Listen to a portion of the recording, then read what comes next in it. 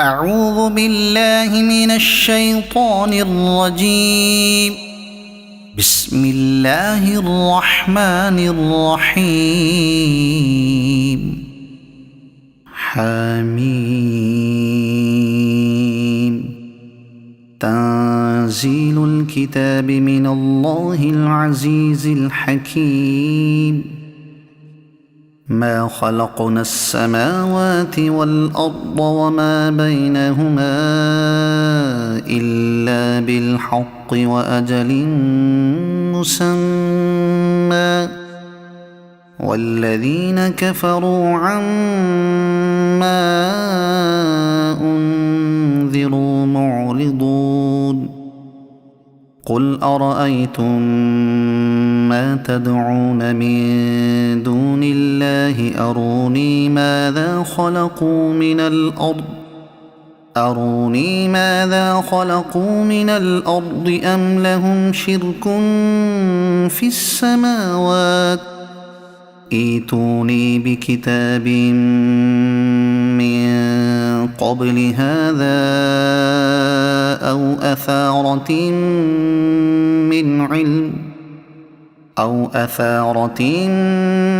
من علم إن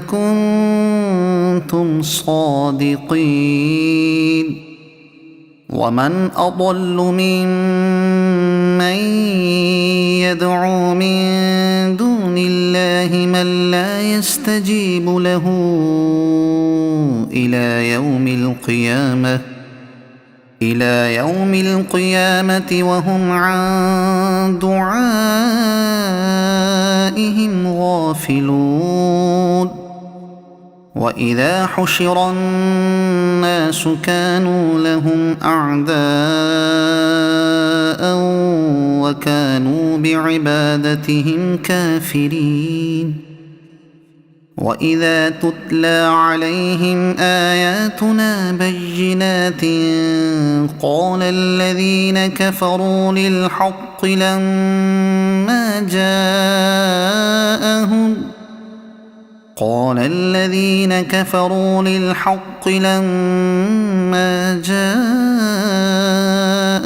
هذا سحر مبين. أم يقولون افتراه قل إن افتريته فلا تملكون لي من الله شيئا هو أعلم بما تفيضون فيه كفى به شهيدا بيني وبينكم وهو الغفور الرحيم. قل ما كنت بدعا من الرسل وما أدري ما يفعل بي ولا بكم إن أتبع إلا ما يوحى إلي وما أنا إلا نذير مبين. قل أرأيتم إن كان من عند الله وكفرتم به وشهد شاهد من بني إسرائيل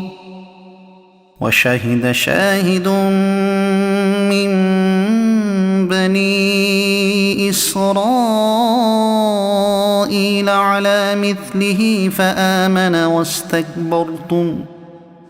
إن الله لا يهدي القوم الظالمين. وقال الذين كفروا للذين آمنوا لو كان خيرا ما سبقونا إليه وإذ لم يهتدوا به فسيقولون هذا إفك قديم. ومن قبله كتاب موسى إماما ورحمة وهذا كتاب مصدق لسانا عربيا لينذر الذين ظلموا وبشرى للمحسنين. إن الذين قالوا ربنا الله ثم استقاموا فلا خوف عليهم ولا هم يحزنون أولئك أصحاب الجنة خالدين فيها جزاء بما كانوا يعملون ووصينا الإنسان بوالديه إحسانا حملته أمه كرها ووضعته كرها وحمله وفصاله 30 شهرا حتى إذا بلغ أشده وبلغ 40 سنة قال رب أوزعني أن أشكر نعمتك التي أنعمت علي وعلى والدي وأن أعمل صالحا ترضاه وأصلح لي في ذريتي إني تبت إليك وإني من المسلمين أولئك الذين نتقبل عنهم أحسن ما عملوا ونتجاوز عن سيئاتهم في أصحاب الجنة وعد الصدق الذي كانوا يوعدون والذي قال لوالديه أف لكما أتعدانني أن أخرج وقد خلت القرون من قبلي وهما يستغيثان الله ويلك آمن إن وعد الله حق فيقول ما هذا إلا أساطير الأولين أولئك الذين حق عليهم القول في قد خلت من قبلهم من الجن والإنس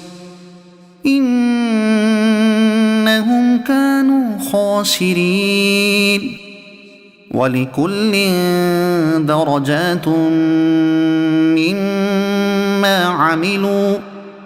وليوفيهم أعمالهم وهم لا يظلمون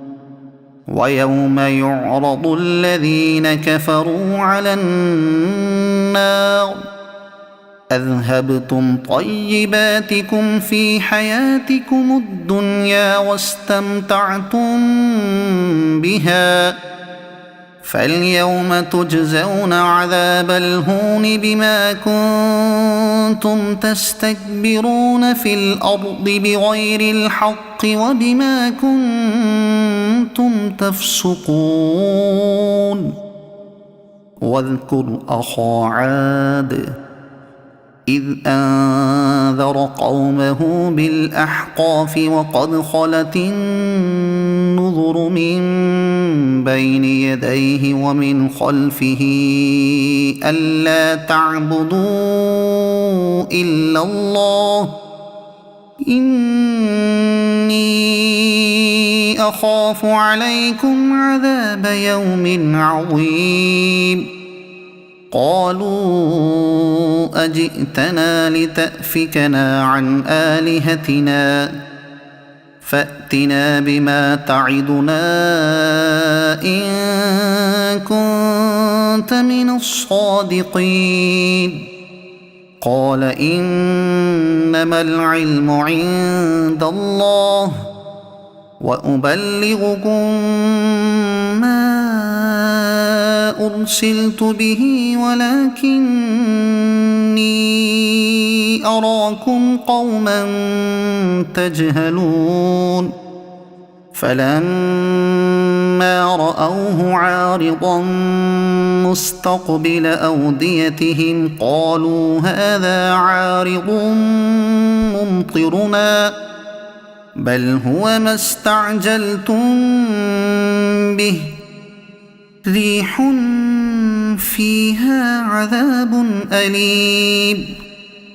تدمر كل شيء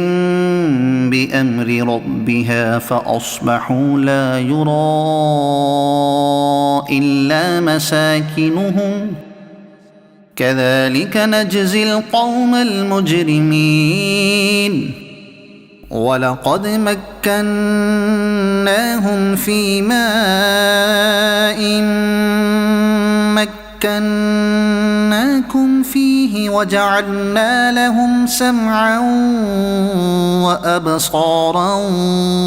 وأفئدة فما أغنى عنهم سمعهم ولا أبصارهم ولا أفئدتهم من شيء